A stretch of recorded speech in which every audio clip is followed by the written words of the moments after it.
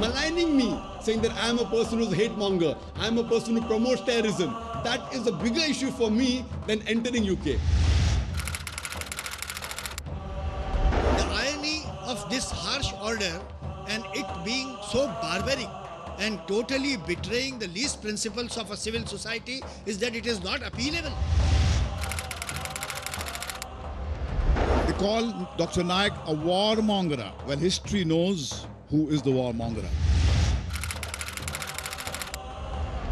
It is they plan to ban me, and I have faith in my Creator Allah Subhanahu wa Ta'ala, who will see to it that the more they try to suppress my voice, inshallah, more louder it will be. And yet if you insist that no, our orders are divine orders, they cannot be looked into by any other human being or any other organization or authority, I'm afraid this is a terrorism, an act of terrorism. Are we going to become victims of these people who decide at the drop of the hat whom they're going to call terrorists and whom they're not going to call terrorists?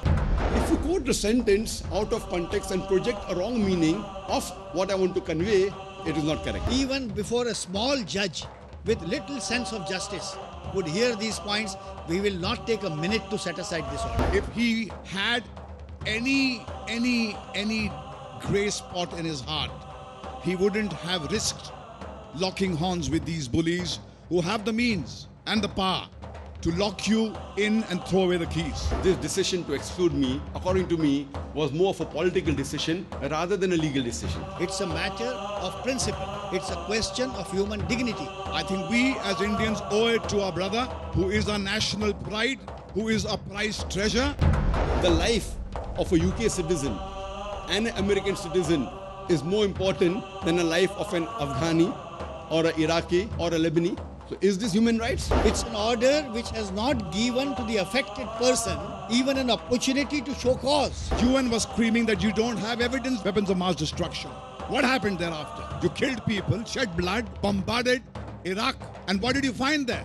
No evidence to say there was any weapons of mass destruction. So why are they objecting on me condemning those people who have killed 1,000 innocent people in Iraq, Afghanistan and Lebanon? This is barbaric. This is inhuman. So are you going to believe in the opinions of those people who have the means to lie by wordsmiths?